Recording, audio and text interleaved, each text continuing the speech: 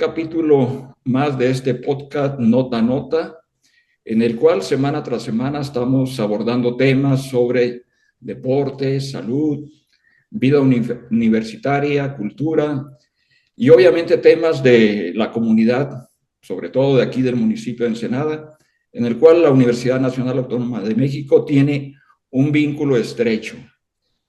Y bueno, a propósito de ese vínculo, hoy tenemos un tema por demás importante, por demás doloroso en algún momento de esta vida, el episodio que vivimos hace unos años, y me refiero a la pandemia por el COVID-19, por esta enfermedad que estuvo azotando pues a gran parte del mundo, y a México pues no se diga, nos dio duro.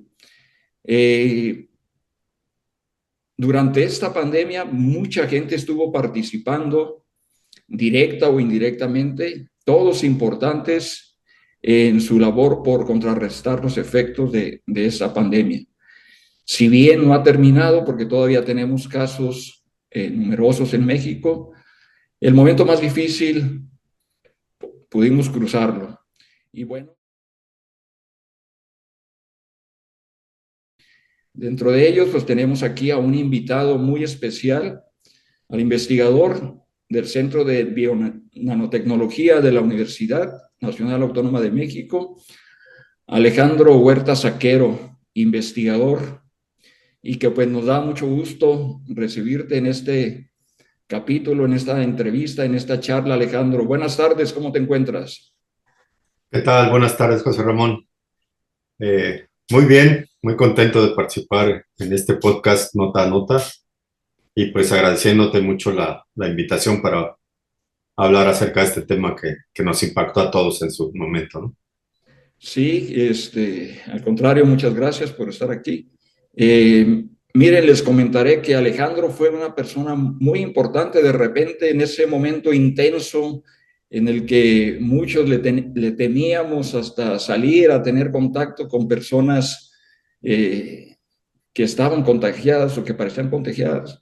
Alejandro, con una labor muy importante, estuvo por ahí haciendo algunas pruebas de diagnóstico para corroborar esta enfermedad en la persona. Y obviamente fue importante porque se pudieron romper muchas cadenas de contagio a partir de ese diagnóstico. Primeramente, Alejandro, ¿cuántos años en la universidad? En la universidad voy a cumplir ya 24 años de 24 servicio, años. parte como profesor de asignatura, luego profesor de tiempo completo y ahora como investigador. Eso sí. ¿Por qué la UNAM? Bueno, la UNAM eh, siempre ha sido mi casa desde la prepa, por poquito desde la secundaria, puesto que yo quería concursar por un lugar desde iniciación universitaria, pero no alcancé ficha. Sí tenía el promedio, pero no alcancé ficha y me quedé afuera. Entonces, pero siempre la UNAM ha sido para mí mi vida, mi alma mater, la institución más importante, pues durante todo mi desarrollo, ¿no?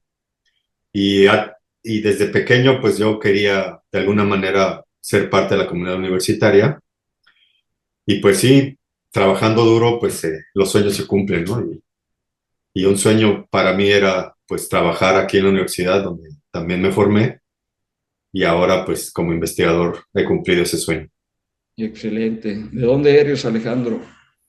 Yo nací en Ciudad de México, Ujú. allá hice la prepa, en la prepa 2 de la UNAM y después la carrera de biología en la Facultad de Ciencias. Eso sí. Posteriormente pues estuve trabajando como técnico académico en la Facultad de Medicina, como profesor de asignatura en la Facultad de Ciencias. Después fui a hacer un postdoc a Cuernavaca, al Instituto de Biotecnología de Cuernavaca, donde concursé por una plaza de investigador, salí ganador y posteriormente se abrió la oportunidad de establecer un departamento de bionanotecnología aquí en Ensenada y un pequeño grupo, pero muy entusiasta y muy guerrero, nos venimos para acá, para Ensenada, y integramos ese departamento, ¿no? Esto fue hace ya 11 años y entonces son los años que llevo aquí viviendo como ensenadense. Eso sí, bueno, pues muy, muy interesante esa trayectoria. Alejandro, por ahí te vimos en el estacionamiento de la UNAM haciendo las pruebas de diagnóstico para COVID. ¿Cómo nace la idea o fue una instrucción de la universidad? Platícanos. Sí, así es. Cuando se inició la detección del virus en Wuhan, China, recordemos que era por ahí de septiembre, octubre de 2019, ¿no? De ahí que el virus y la enfermedad se catalogó como COVID-19, ¿no? Eh, Se le salió de control a las autoridades sanitarias chinas y se declaró muy pronto una posible pandemia. Desde ese momento, en la Universidad Nacional, pues se le dio seguimiento muy estricto a cómo iba evolucionando la pandemia, pues con la certeza de que en cualquier momento iba a llegar a nosotros, ¿no? Por la globalización, por todo este red de tráfico de personas que hay alrededor del mundo, pues es prácticamente imposible estar ajenos al contagio, ¿no? Y desde principios de 2020, el Consejo Técnico de la Investigación Científica de la UNAM convocó a las sedes foráneas, nos preguntó si teníamos alguna posibilidad, tanto de equipo como de capacidad humana, para poder participar en pruebas diagnósticas. Entonces, en el laboratorio de bionanotecnología donde trabajo, tenemos un laboratorio especializado denominado de Bioseguridad 2, que es un laboratorio pues con ciertas medidas de seguridad, donde pues entra solamente personal capacitado, y justamente se diseñó, se creó para utilizarlo para el manejo, en este caso, de bacterias patógenas que son parte de mi investigación, ¿no? Como investigador de la UNAM.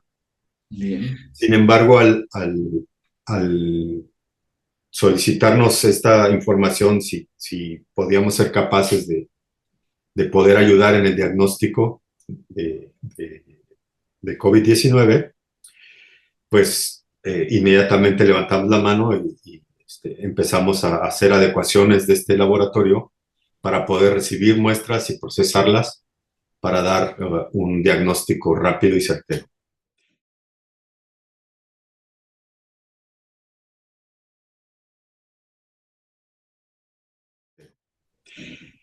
Esto se logró gracias a que la UNAM gestionó con el INDRE, que es el Instituto Nacional de Referencia Epidemiológica, la validación de las pruebas para la detección de COVID, porque pues obviamente, como pueden imaginarse, las pruebas tienen que ser precisas, muy certeras, tienen que ser totalmente validadas, porque estamos hablando de contagio de una enfermedad que para ese momento pues no se conocía sus alcances, ¿no? Ahora sabemos pues que es una enfermedad que puede resultar mortal en muchos casos, sobre todo cuando las personas infectadas tienen alguna comorbilidad. Pero en ese tiempo, pues, la información iba saliendo poco a poco, ¿no? No teníamos la certeza absoluta de qué iba a pasar y cómo se iba a desarrollar esta pandemia. Eh, Nuestro laboratorio, entonces, junto con un laboratorio de CICESE, hicimos las pruebas y nos certificamos ante el INDRE y la COFEPRIS para poder llevar a cabo las pruebas diagnósticas en apoyo al municipio de Ensenada y en apoyo al laboratorio estatal de la Secretaría de Salud. Cabe mencionar que cuando empezaron a ocurrir los primeros casos de contagio en Baja California, solamente se contaba con el laboratorio estatal de referencia epidemiológica, que se encuentra en Mexicali. Eso. Y entonces, conforme empezaron a ver una gran cantidad de casos, pues se vio totalmente rebasada la capacidad de respuesta de este laboratorio. Imaginemos que las pruebas que se tomaban aquí en Ensenada por los diferentes hospitales, tanto públicos como privados, se tenían que enviar a Mexicali para que allá se hiciera la prueba diagnóstica para determinar si la persona tenía o no el virus, el SARS-CoV-2, ¿no? Y este proceso llegaba incluso a tardar hasta más de una semana, incluso hasta 8 o 9 días para recibir el diagnóstico, ¿no? Y como lo mencionaste hace un ratito, pues las cadenas de contagio pues hacen que las personas involucradas vayan creciendo, vayan aumentando los casos de manera exponencial. Sí. Si no se tiene un diagnóstico temprano, un diagnóstico certero y rápido, ¿no? De ahí la importancia de que nosotros pues nos dimos a la tarea inmediatamente de validarnos, de demostrar que teníamos tanto el equipo como la capacidad humana para poder realizar las pruebas y logramos rápidamente la aprobación del INE. A partir de ahí, aquí en Ensenada, pues recibíamos una gran cantidad de muestras que se tomaban principalmente en el sector salud, en, del Hospital General principalmente y de los hospitales de las diferentes lugares más, incluso más lejanos, ¿no? Sí. Yo recuerdo, por ejemplo, de que venían ambulancias de San Vicente, de San Quintín, prácticamente todos los, incluso de rancherías alejadas de la ciudad, ¿no? Y todas ellas llegaban a Ensenada y nosotros, nuestro objetivo era hacer el diagnóstico el mismo día que recibíamos las muestras. Sí. Para, Permítame, Alejandro, que haga aquí una pausa para enfatizar y poner el panorama cómo estaba en ese momento. En ese momento los laboratorios de diagnóstico estaban saturados, los hospitales con sus laboratorios también estaban saturados. Es decir, si uno iba a hacerse una prueba a X laboratorio, pues se encontraba adentro 30 gentes y si no estabas contagiado, pues te contagiabas ahí probablemente. Entonces, esa buena elección y esa participación que toma la UNAM, en este caso en Ensenada, por tu persona, pues era muy confiable porque era llegar al estacionamiento y encontrar, pues, el espacio libre, el riesgo de contagio era menor si no ibas contagiado. Y obviamente, en ese momento, pues la UNAM cobra un papel preponderante en la comunidad, y no solo en la comunidad, como lo mencionas tú, hasta rancherías, pueblos alejados. Y bueno, te dejo.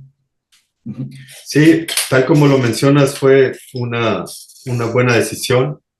Adecuamos los espacios, como dices, para recibir las muestras, más bien para recibir a los pacientes y tomarles las muestras en el estacionamiento, para de esa manera evitar aglomeración de personas. Incluso no tenían que bajarse del auto, o si venían a pie, pues teníamos también un área específica donde tenían distancia suficiente entre paciente y paciente para evitar un posible contagio, ¿no? Y también por seguridad nuestra, Sí, porque a pesar de que pues teníamos el equipo adecuado para evitar ser contagiados, pues siempre se corre un riesgo, ¿no? Y sí, al aire libre pues era mucho más bajo este riesgo de que nosotros pudiéramos contagiarnos durante la toma de muestra, que es el momento más crítico, ¿no? Para la persona que está recibiendo a los pacientes, donde hay posibilidad real de contagio. sí. Debo decir que este esfuerzo pues fue de una gran cantidad de personas, tanto de la Universidad Nacional como del CICESE, como de la UABC, colegas que de manera desinteresada me ofrecieron su ayuda, expertos en realizar pruebas diagnósticas, y pues eso fue un gran alivio porque el trabajo es muy pesado, sobre todo porque pues no se conocía, se trabajaba con tensión por el miedo del contagio y pues de llevar el virus a nuestros familiares, por ejemplo, ¿no?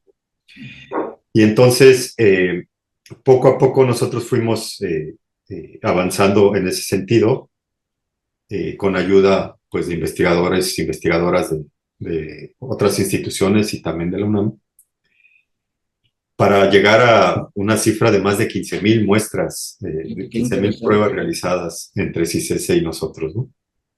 Entonces fue un trabajo muy arduo de casi cerca de 2 años, Fíjate. donde pues sí pudimos aportar de manera importante para nuestro, nuestra comunidad, ¿no? Para Ensenada, para, como dices, cortar esa cadena de contagio y evitar que más gente, sobre todo la que tenía más riesgo, pudiera resultar contagiada, ¿no? Eso sí. Muy bien. Oye, Alejandro, ¿qué te decía tu familia los primeros días? Pues mira, los primeros días yo inicié a tomar las muestras y hacer yo mismo las pruebas, ¿no? Sí. De laboratorio, porque no quería involucrar, y de hecho nunca no involucramos estudiantes, fuimos puros investigadores los que llevábamos a cabo las pruebas.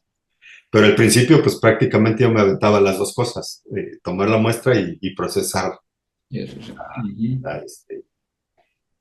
por temor pues a contagiar a otras personas, ¿no? Ujú. Y en ese momento, pues mis hijos se fueron a vivir con su mamá y pues yo llegaba a mi casa prácticamente, ahora sí que solo, me quitaba la ropa, les ponía a lavar, me bañaba, todo el protocolo Sí. que se había establecido en ese momento para reducir el riesgo de contagio, ¿no? Ujú.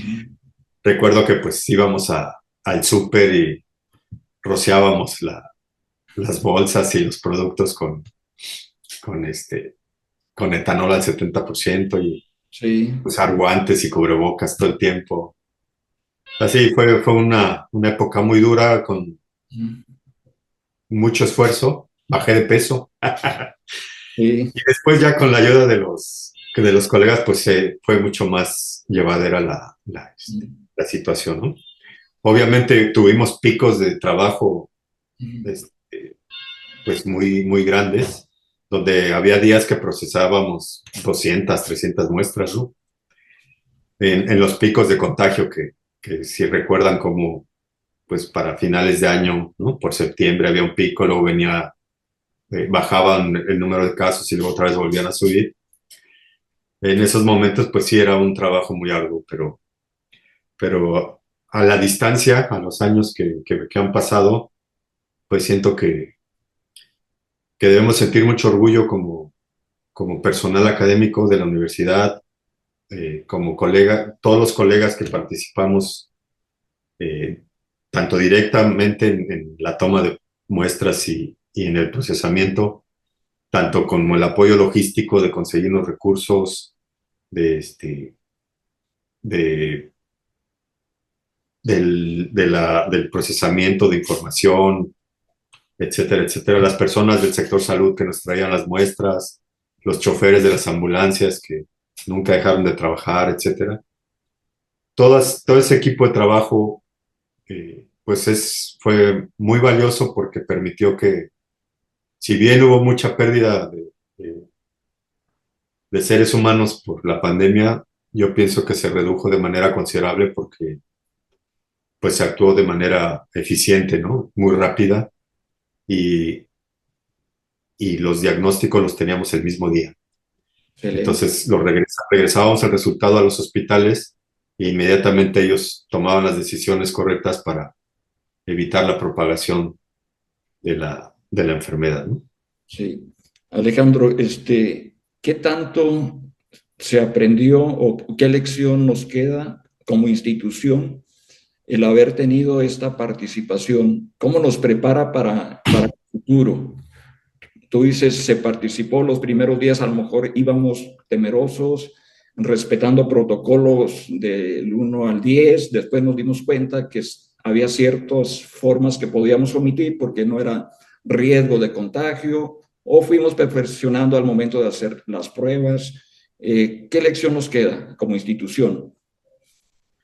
Pues mira, la primera es que tenemos la capacidad humana y material para afrontar cualquier tipo de problema, eh, cualquier tipo de pandemia o de epidemia que pudiera aquejar la salud de la población mexicana, ¿no? Que la universidad tiene recursos muy importantes, sobre todo recursos humanos eh, capaces de enfrentar ese tipo de situaciones, ¿no? Hay pendientes que nos quedan como, pues, prepararnos para las que siguen, porque claramente son eventos irremediables y que van a ser cada vez más frecuentes por nuestro estilo de vida, por que la población va creciendo, ¿no? Los problemas, pues, de salud van a ir en aumento, etcétera, etcétera, ¿no? Entonces, una asignatura pendiente es, pues, destinar recursos para la formación de laboratorios especializados en diagnóstico. Esa es una asignatura pendiente. Porque si bien muchos centros foráneos de la UNAM, como el Centro de Nanociencias, en particular nuestro laboratorio de bionanotecnología, lo pudimos adaptar de ser un laboratorio de investigación a ser un laboratorio de diagnóstico, porque son diferentes, necesitan requisitos, formas de trabajo diferentes, ¿no? Si bien lo logramos, no es lo ideal, no es un espacio diseñado específicamente para el diagnóstico. Entonces, necesitamos tener en diferentes partes del país este tipo de laboratorios de diagnóstico que estén continuamente formando gente, capacitando personal médico, para que en el momento en que se vuelva a requerir que vaya a haber otra pandemia parecida a la de este virus, pues tengamos una capacidad de respuesta inmediata. En esta lección que nos dio el SARS-CoV-2, no solo en México, sino a nivel mundial, pues reveló que no estábamos preparados, a pesar de que teníamos el conocimiento que venía la pandemia, que venían los contagios y que estaban causando gran mortandad. No nos dio tiempo de prepararnos como se debía para afrontarla de una manera más eficaz, ¿no? ¿Y eso qué significó? Pues que hubo millones de muertes en todo el mundo, ¿no? Y en México también.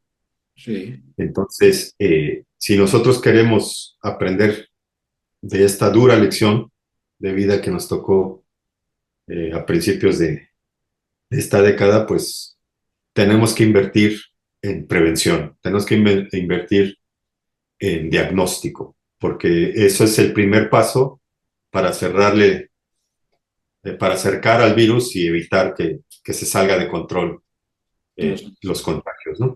Sí, pues es muy, muy clara, muy puntual tus recomendaciones sobre lo que hay que trabajar, sobre cómo nos debemos de preparar para este virus y algún otro que pueda aparecer por ahí. Ahora el riesgo Así son las es. mutaciones que se están teniendo. Y bien, eso es a nivel institucional. A la comunidad, para ir cerrando este capítulo, a la comunidad, ¿cuál es tu recomendación? ¿Cuál es tu mensaje? ¿Qué nos podrías decir?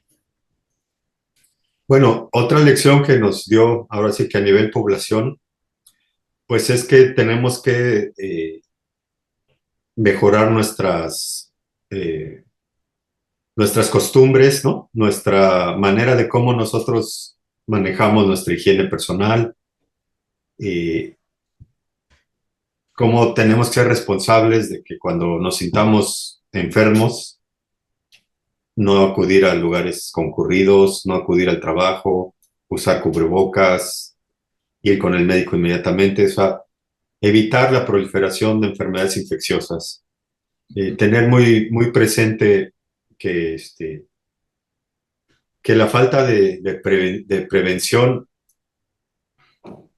nos lleva o nos puede llevar a que un foco infeccioso se salga de control, ¿no?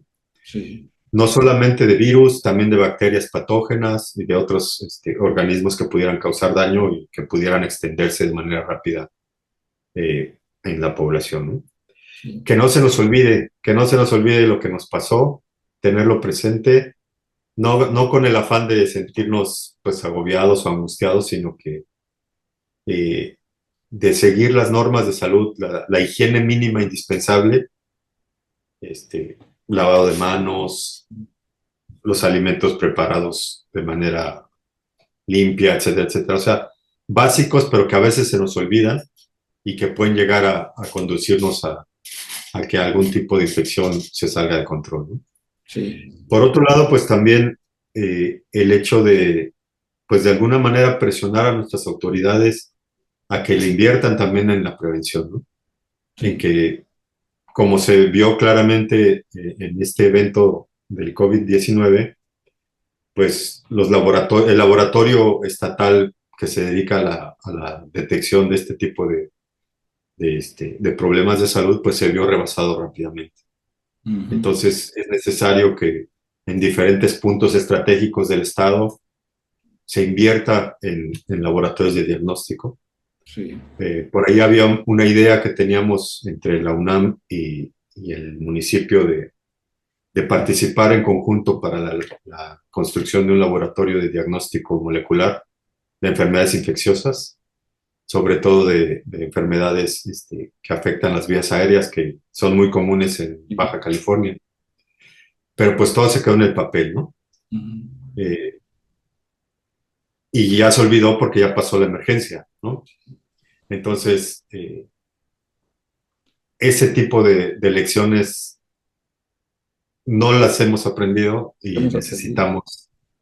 necesitamos pues tomar con más seriedad ese tipo de compromisos y esas necesidades básicas que tenemos en una población que va creciendo y que eventualmente pues se puede enfrentar a una situación similar, ¿no? Sí.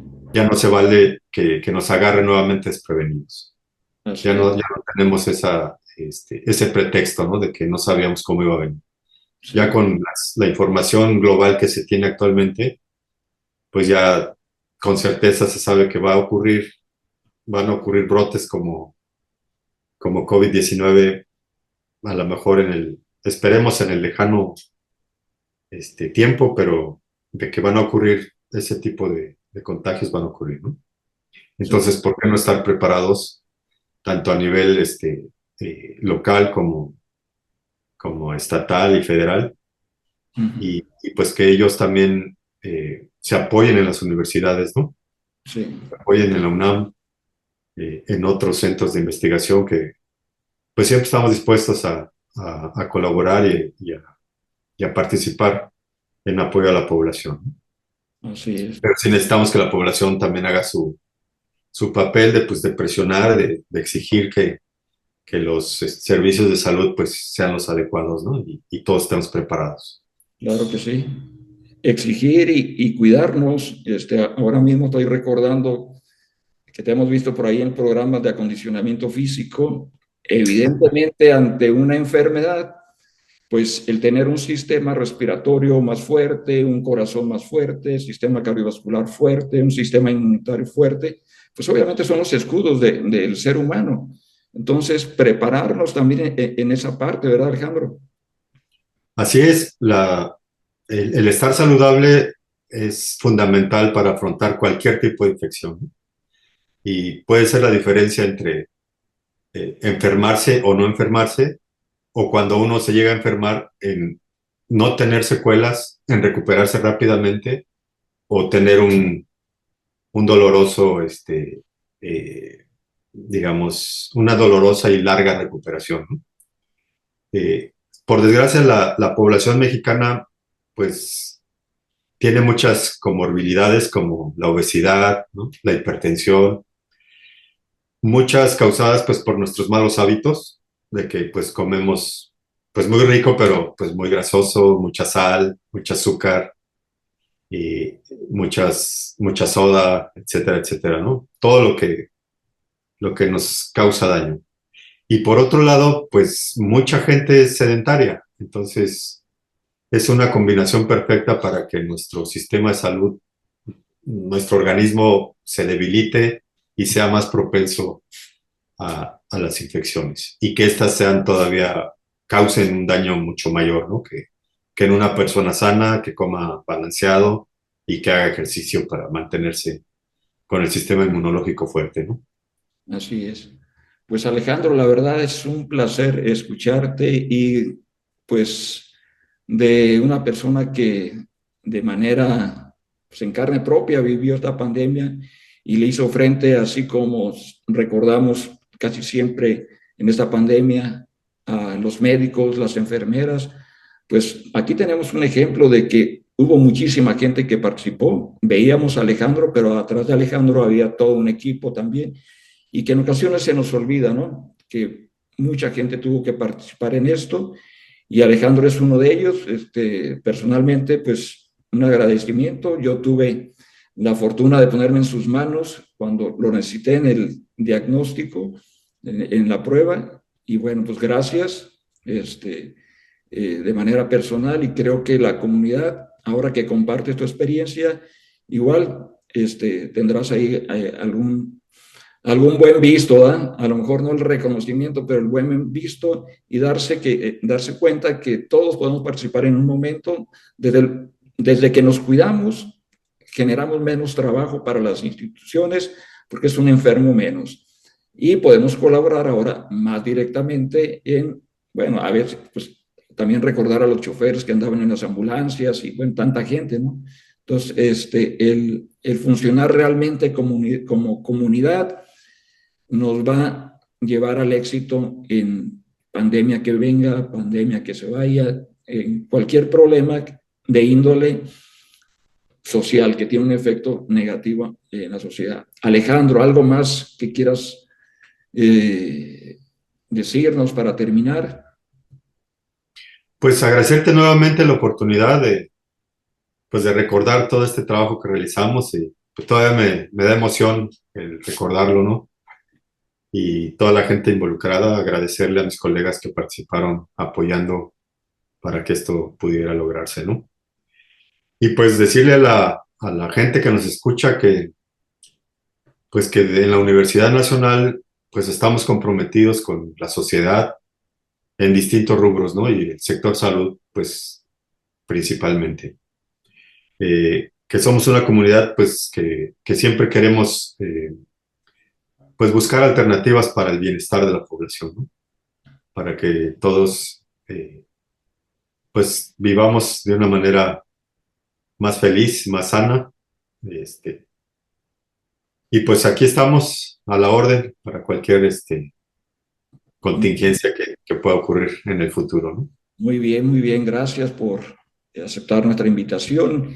Y bueno, estamos aquí en Nota a Nota terminando un capítulo más. Agradecemos que puedan visitarnos viendo nuestro podcast y compartiéndolo. Y agradecemos nuevamente a nuestro invitado y nos vemos en la próxima semana. Hasta luego. Gracias. Ay.